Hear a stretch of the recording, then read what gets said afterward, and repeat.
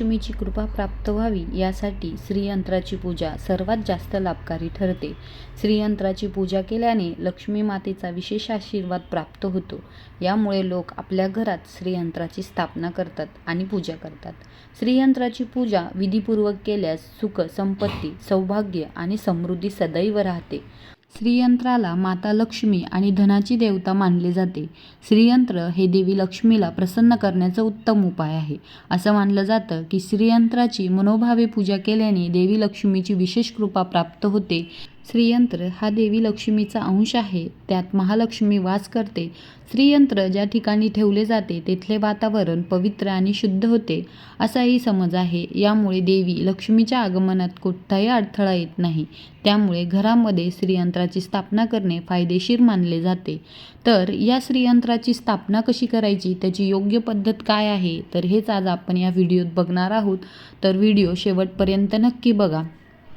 तर हे माझ्या देवघरातील श्रीयंत्र आहे. तर हे अखंड श्रीयंत्र आहे. तुम्ही जर श्रीयंत्र घेणार असाल तर शक्यतो तुम्ही अखंड असं श्रीयंत्र घ्या. आता श्रीयंत्र देवघरात ठेवतानाही काही नियम आपल्याला पाळायचे आहे. तर बघा, श्रीयंत्राच्या ज्या एक साईडच्या ज्या सारख्या बाजू आहे त्या एका लाईनीत आल्या पाहिजे, अशा प्रकारे आपल्याला श्रीयंत्र देवघरात ठेवायचं आहे. तर या साईडला बघा, त्याच्या ज्या त्रिकोणी बाजू आहे त्या एका बाजूला नाही, तर इथे बघा एका रेषेत सर्व लाईन आल्या पाहिजे.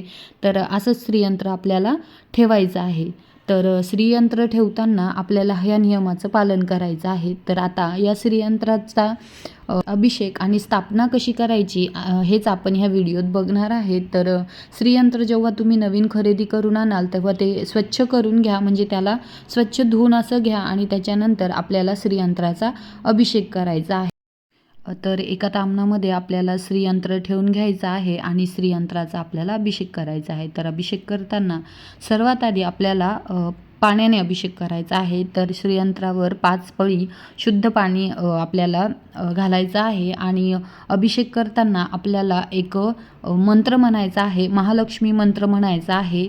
तर मंत्र असा आहे, ओम श्रीम ह्रीम श्रीम कमले कमलाय प्रसिद्धा प्रसिद्धाय ओम श्रीम ह्रीम श्रीम महालक्ष्मीय नमः. असा अभिषेक करता करता हा मंत्र आपल्याला म्हणायचा आहे. जर तुम्हाला हा मंत्र जमला नाही तर तुम्ही ओम श्री महालक्ष्मीय नमः असाही मंत्र म्हणू शकता. आणि असा मंत्र म्हणत म्हणत आपल्याला अभिषेक पूर्ण करायचा आहे. तर इथे मी पाणी आणि पंचामृताने अभिषेक करून घेणार आहे. आणि त्याच्यानंतर लक्ष्मी मातेला कुंकू आणि हळद खूप प्रिय आहे. तर तुमच्याकडनं शक्य झालं तर तुम्ही हळदी कुंकवाचा देखील अभिषेक श्रीयंत्रावर नक्की करा.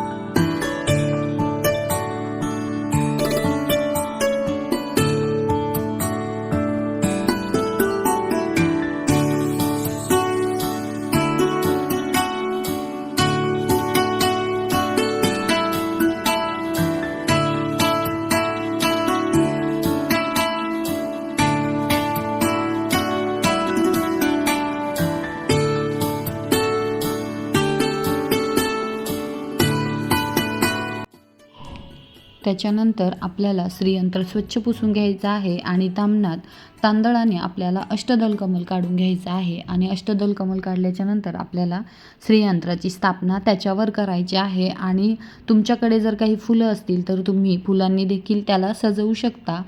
शक्यतो लाल फुलांचा वापर तुम्ही इथे करा, कारण लाल फुलं लक्ष्मी मातेला खूप प्रिय आहे. त्याच्यामुळे तुम्ही इथे फुलांनी थोडीफार सजावट करून घ्या आणि त्याच्यानंतर कुंकुमार्चनाला सुरुवात करा.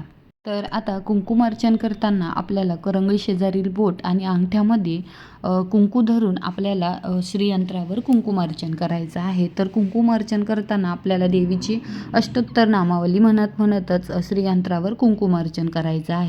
ओम प्रकृते नमः, ओम विकृते नमः, ओम विद्याय नमः, ओम सर्वभूतहिताप्रदाय नमः, ओम श्रद्धे नमः, ओम विभूते नमः, ओम सुरभे नमः, ओम परमात्मकाय नमः, ओम वाच्याय नमः.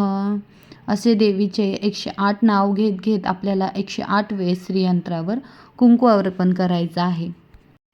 तर आता या श्रीयंत्राची स्थापना तुम्ही कधी करू शकता, तर या श्रीयंत्राची स्थापना तुम्ही शक्यतो शुक्रवारी करा. शुक्रवार हा आपल्या माता लक्ष्मीचा वार आहे, त्याच्यामुळे शुक्रवारी तुम्ही याची स्थापना करू शकता. आणि शुक्रवारी नाहीच जमलं तर तुम्ही मंगळवार, पौर्णिमा याही दिवशी श्रीयंत्राची स्थापना करू शकता.